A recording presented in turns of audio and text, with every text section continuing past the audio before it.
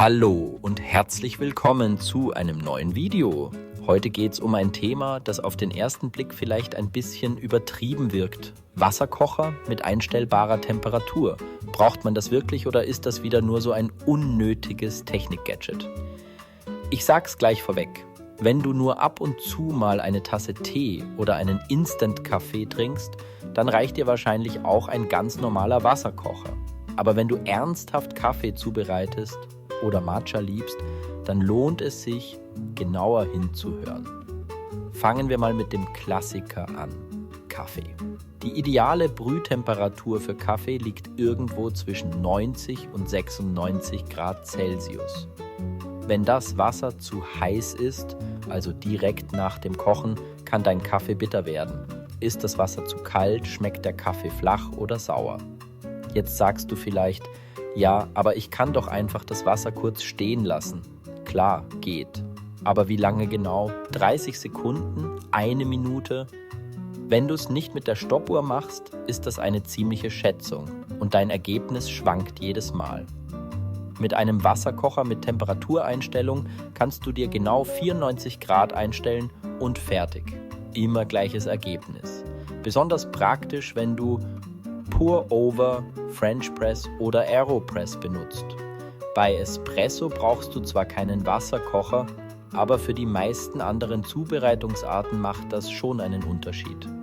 Und jetzt kommt der Punkt, bei dem so ein Wasserkocher wirklich glänzt. Matcha. Matcha ist extrem empfindlich. Die ideale Temperatur liegt bei ungefähr 70 bis 80 Grad Celsius. Zu heißes Wasser verbrennt den Tee und dann schmeckt's bitter und unangenehm. Und ganz ehrlich, wenn du da einfach mit kochendem Wasser rangehst, brauchst du dich nicht wundern, wenn dir Matcha nicht schmeckt. Ein Wasserkocher mit Temperatureinstellung nimmt dir dieses Rätselraten ab. Du stellst auf 80 Grad, wartest kurz und hast perfektes Wasser für deinen Matcha. Das macht die Zubereitung entspannter und den Geschmack deutlich besser. Auch für andere Teesorten, zum Beispiel weißen Tee oder aus grünen Tee, ist es super praktisch. Die brauchen meistens Temperaturen zwischen 60 und 85 Grad. Bei kochendem Wasser sind die hinüber.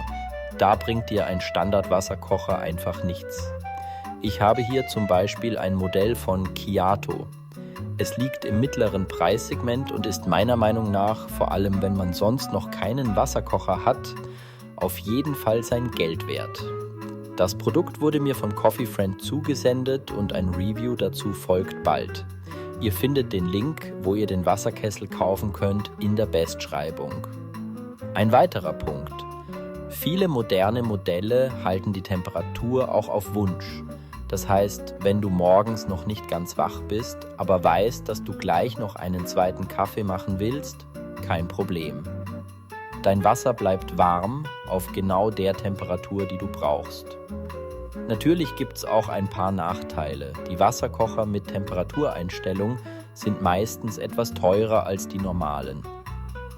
Und manchmal haben sie mehr Elektronik drin, was natürlich auch ein bisschen anfälliger sein kann. Aber wenn du regelmäßig Kaffee aufbrühst, gern hochwertigen Tee trinkst oder Matcha liebst, dann ist das wirklich eine lohnende Investition. Kein Quatsch, sondern eine echte Hilfe in der Küche. Mein Fazit: Wenn du dein Getränk ernst nimmst, sei es Kaffee, Matcha oder Tee, dann ist ein Wasserkocher mit einstellbarer Temperatur kein Luxus, sondern eine sinnvolle Erweiterung. Für alle anderen reicht wahrscheinlich auch der einfache Kocher. Aber dann bitte nicht über bitteren Kaffee meckern. Danke fürs Zuschauen. Wenn dir das Video gefallen hat, lass gerne ein Like da, abonniere meinen Kanal für mehr Tipps rund um Kaffee, Tee und Küchengeräte und schreib mir in die Kommentare: Welche Temperatur benutzt du für deinen Kaffee oder Matcha? Bis zum nächsten Mal.